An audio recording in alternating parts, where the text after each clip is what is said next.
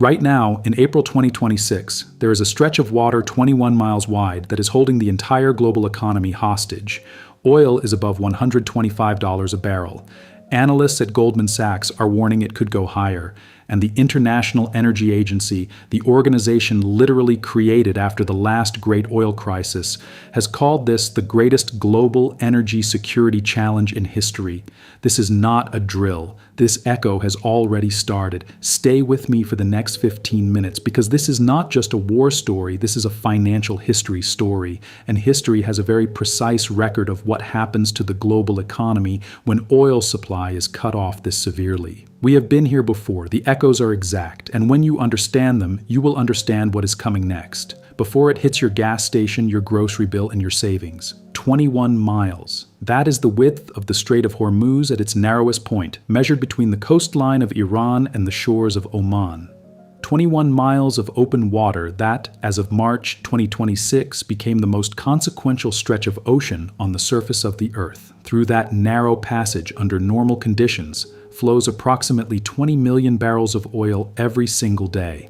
That represents roughly 1/5 of all global petroleum consumption. Every barrel of oil destined for China from Saudi Arabia passes through it. Every LNG cargo bound for Japan from Qatar passes through it. Every oil tanker carrying fuel for the power stations of South Korea, the factories of Vietnam, the homes of India, all of it funnels through that 21-mile gap. The IEA, an organization founded in 1974 as a direct institutional response to the first great oil shock, has characterized the current crisis as, in its own words, the largest supply disruption in the history of the global oil market.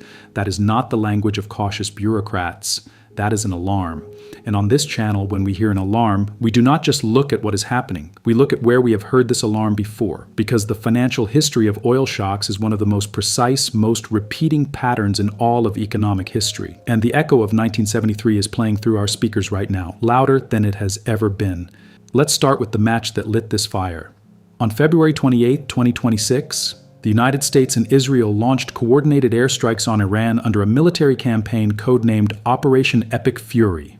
The strikes targeted military facilities, nuclear sites, and Iranian military leadership. In the days that immediately followed, Iran retaliated with ballistic missile and drone strikes against Israeli cities and American military positions across the Gulf region, including bases in the UAE, Qatar, and Bahrain. The conflict expanded rapidly. Hezbollah launched rockets into northern Israel from Lebanon. Houthi forces in Yemen, which had already been attacking Red Sea shipping since 2023, announced the resumption of strikes against commercial vessels and Israeli targets. The Suez Canal, another of the world's great maritime choke points, began to see reduced traffic as ships diverted around Africa's Cape of Good Hope, adding weeks to transit times and thousands of dollars to shipping costs. By early March, the crisis had produced the scenario that energy market analysts had spent decades modeling as a worst case and hoping would never materialize: the effective closure of the Strait of Hormuz. Iran's strategic weapon. Geography. Iran's conventional military capability is, by most assessments, outmatched by the combined force of the United States and Israel. It cannot match American stealth aircraft, Tomahawk cruise missiles, or Israeli missile defense systems in a direct exchange. But Iran has always held one asymmetric card that no amount of American air power can easily neutralize: its proximity to the Strait of Hormuz. Iran's coastline runs along the northern edge of the strait. Its shore-based missile batteries, its fleet of mine-laying vessels, and its Islamic Revolutionary Guard Corps Navy, the IRGC Navy, can operate within the strait at close range in shallow and geographically complex waters where large U.S. naval vessels are at a disadvantage. In the days following Operation Epic Fury, Iran exercised that card. IRGC mine-laying vessels were documented deploying ordnance across the shipping lanes of the strait.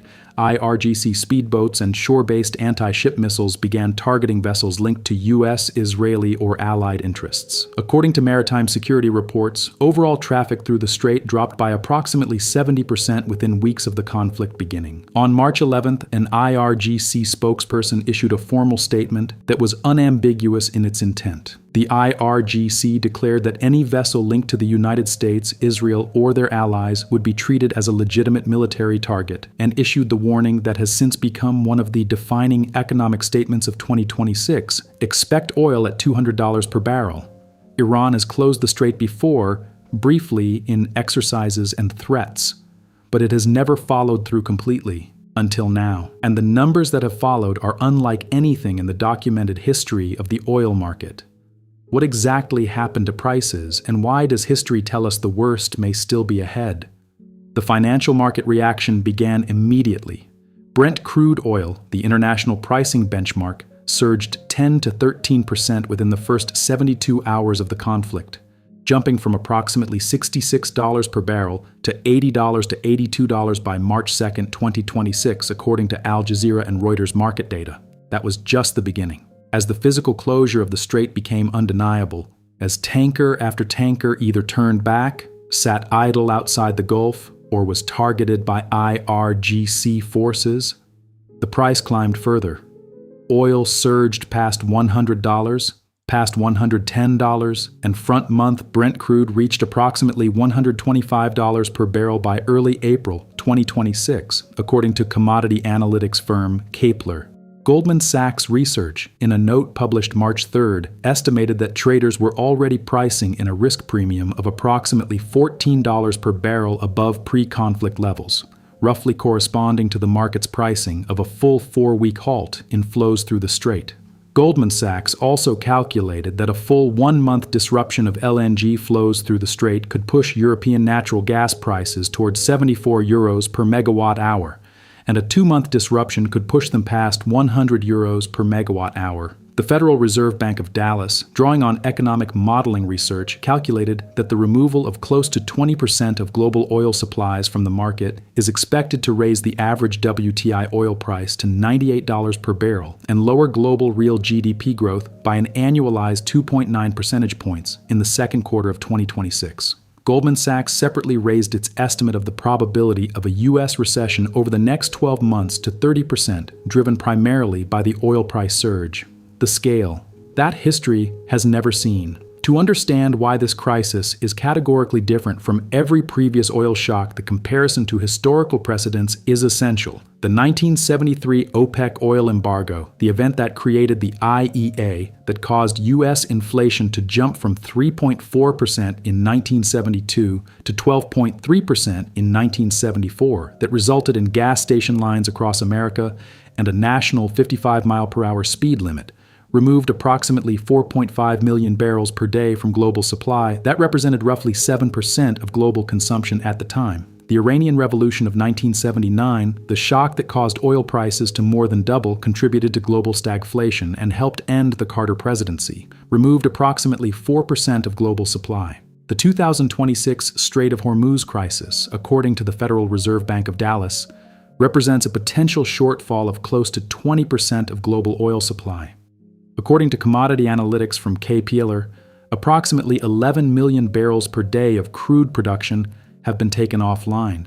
Export volumes from the Middle East Gulf have fallen from 15 million barrels per day to approximately 7 million barrels per day, and refinery run cuts are adding a further 3 million barrels per day to the supply shortfall.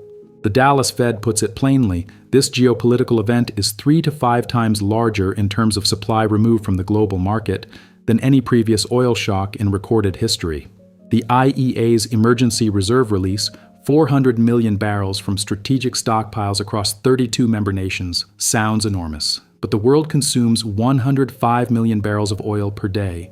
That release covers less than 4 days of global consumption. So what happens when the reserves run out? And why does financial history tell us this is the moment when the real damage begins? If you are watching this and realizing that the pattern we are describing is something you've never been taught, that is exactly what the Money Echoes is built for. Subscribe right now and ring the notification bell. Every week we connect the dots between financial history and the world you are living in today. The next echo is always coming. Don't be caught off guard.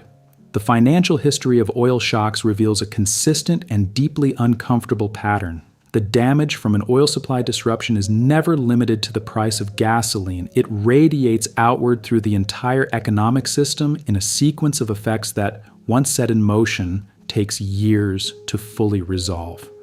Here's how the mechanism works. Oil is not merely a fuel, it is the universal input of the industrial economy.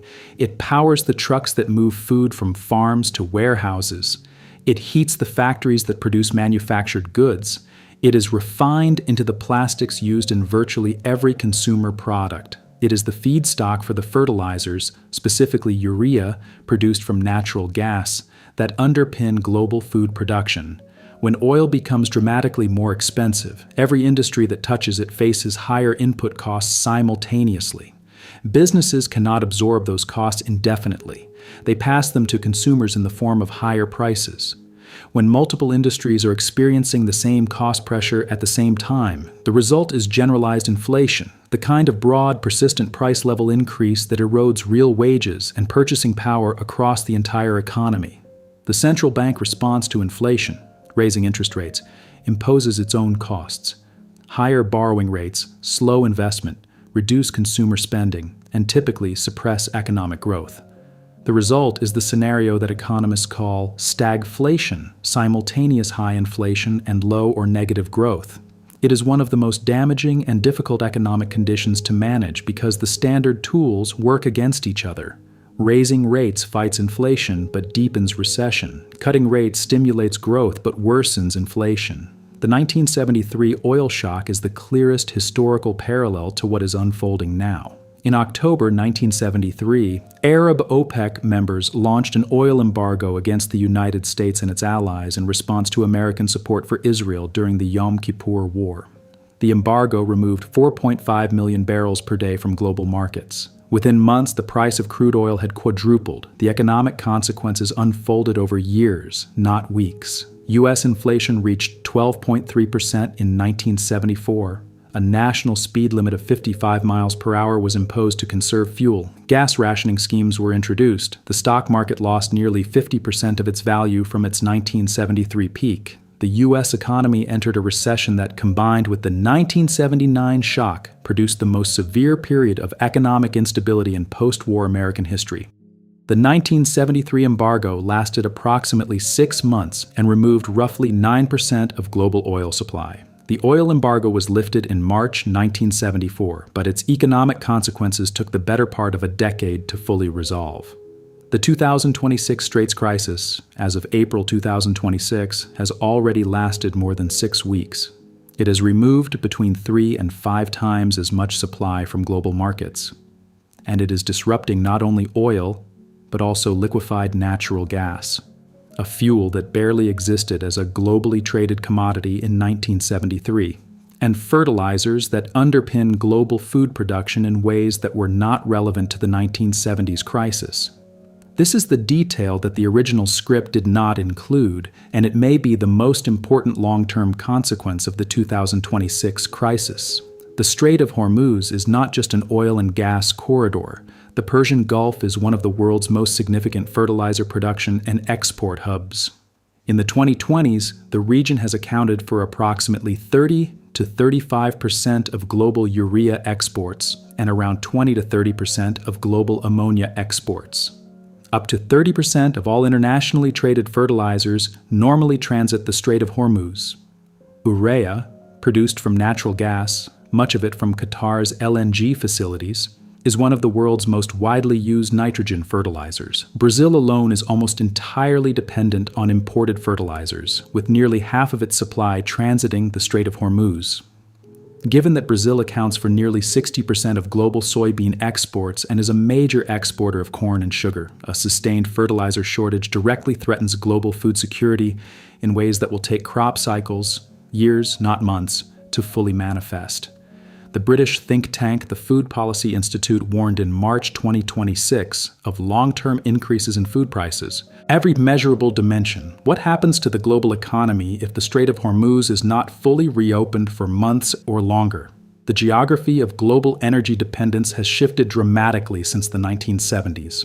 In 1973, Europe and North America were the world's primary industrial and consumption centers and bore the brunt of the shock. Today, Asia is the center of gravity.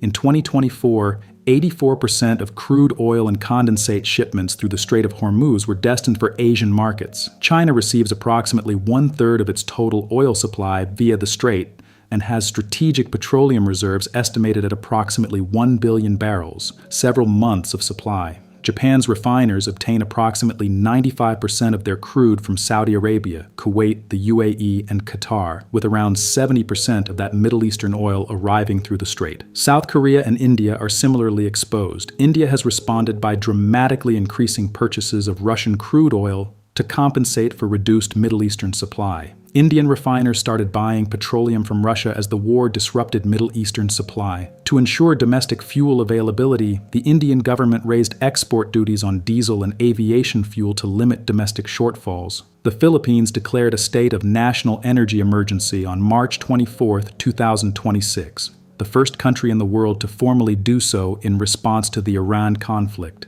after warning that its crude oil supplies were sufficient only through June 30th. Europe occupies a more complex position. It receives 12 to 14% of its LNG from Qatar transiting the Strait. It is simultaneously managing the residual energy disruptions from Russia's war in Ukraine. Shell issued a warning in late March 2026 that Europe could face fuel shortages as early as April. The European Central Bank warned in early April that a prolonged conflict would likely trigger stagflation, simultaneous high inflation and low growth, and push Germany and Italy into technical recession by end of 2026. UK and EU chemical and steel manufacturers have already imposed surcharges of up to 30% to offset surging energy and feedstock costs, with warnings of permanent deindustrialization in some sectors if the crisis is sustained. The ECB and analysts have described this as the potential end of the European industrial model that emerged from the post-war recovery. The United States is in a comparatively better position than it was in 1973 for one primary reason: the shale revolution. The U.S. is now the world's largest oil producer, generating approximately 22% of global output and a significant LNG exporter. Its domestic gas market is largely insulated from the disruption. American consumers are feeling higher gas prices, but the U.S. is, as Bloomberg noted, likely to be one of the last major economies to feel the full force of the shock. However, no economy is immune from a global oil price at $125 per barrel. Import prices rise, manufacturing costs increase, airlines are already announcing price increases on tickets. The inflation that has been building in the U.S. economy from tariffs, supply chain disruption, and now oil prices is compounding. Goldman Sachs' 30% recession probability is a direct consequence of the combined pressure. Every government has emergency tools, strategic petroleum reserves, renewable energy capacity, diplomatic channels. But the math is unforgiving. 400 million barrels of emergency reserves covers 4 days of global consumption. Can any of those tools actually stop what is already in motion? The IEA's 32 member nations unanimously agreed on March 11, 2026, to release 400 million barrels of oil from their emergency strategic petroleum reserves. A coordinated intervention that IEA Executive Director Fatih Birol called a major action to alleviate the immediate impacts of the disruption. The U.S. Strategic Petroleum Reserve held 415.4 million barrels as of February 18, 2026. The mathematics of this intervention reveal its limitations. The world consumes approximately 105.17 million barrels of oil per day in 2026, according to the U.S. Energy Information Administration. The 400 million barrel IEA release represents less than 4 days of global consumption. Measured against the normal flow through the Strait, approximately 20 million barrels per day. The release covers roughly 20 days of typical Strait traffic. The IEA itself acknowledged that the reserves, while significant, cannot replace the lost function of a disrupted shipping corridor. The SPR mechanism also has physical constraints. Oil requires approximately 13 days to reach U.S. markets after a presidential release order. Maximum drawdown capacity is 4.4 million barrels per day. These are engineering realities that no political decision can accelerate. Only Saudi Arabia and the UAE have operational crude oil pipelines capable of bypassing the Strait of Hormuz. The combined spare pipeline capacity on those routes is estimated at approximately 3.5 to 5.5 million barrels per day. Against a strait that normally handles 20 million barrels per day, that leaves a gap of between 14.5 and 16.5 million barrels per day that simply has no alternative route. Iraq, Kuwait, Qatar, and Bahrain have no meaningful pipeline bypass options. Their oil goes through the strait or it does not move. If there is a lasting structural consequence of the 2026 crisis that financial historians will identify as positive, it is likely to be the acceleration of energy transition investment.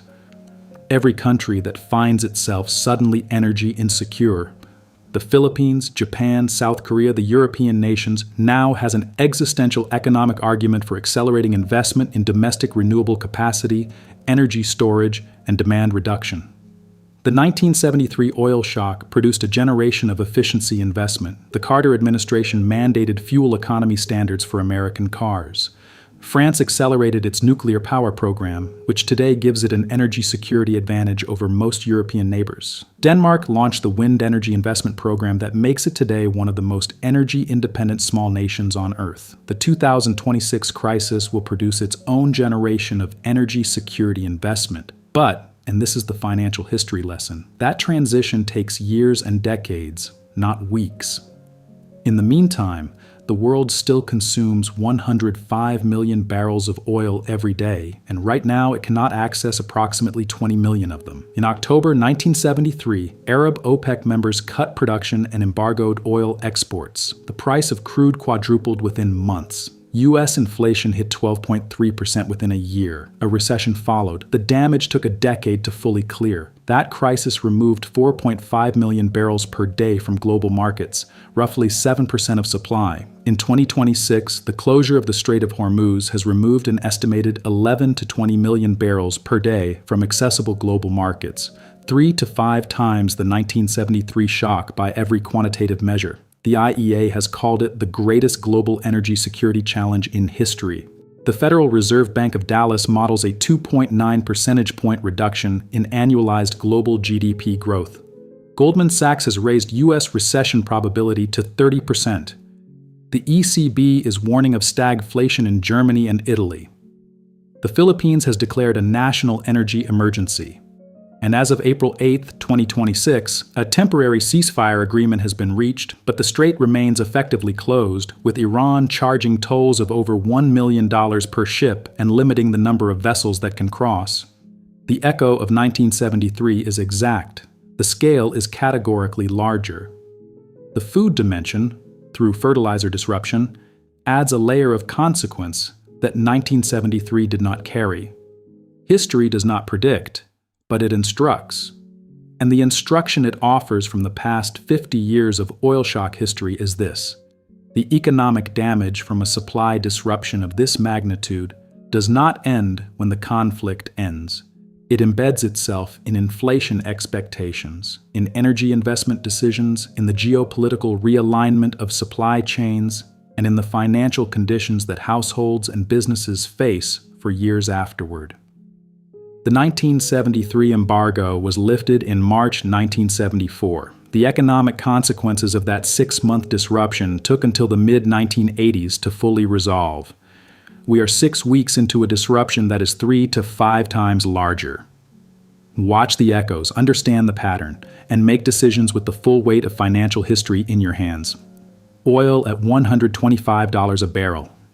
The IEA calling this the greatest energy security challenge in history. Goldman Sachs raising recession probability. The Philippines declaring a national emergency. Europe warned of stagflation. A temporary ceasefire that has not yet reopened the strait. We have been here before. Not at this scale. Never at this scale. But the pattern is one that financial history has documented precisely. The 1973 echo. The 1979 echo. Now the 2026 echo. The difference between the people who navigate these moments and the people who are crushed by them is almost always the same. One group understood the pattern before the consequences arrived at their door. The other group saw the headlines and thought it was happening somewhere else. It is not happening somewhere else. It is happening in the price of everything you buy, everything you travel by, and everything you plan for the future. The strait is closed. The echo has started. Now you know what that means. Subscribe to the Money Echoes and share this video with one person whose financial future depends on understanding what is happening right now. Next episode, the 1973 oil embargo. The complete financial history of the crisis that built the modern energy world and the exact decisions governments and individuals made that separated those who survived from those who didn't. That knowledge is yours. Subscribe and don't miss it. History does not just repeat, it rhymes. So make sure you're listening for the next Money Echoes. Subscribe, and I will see you in the next one.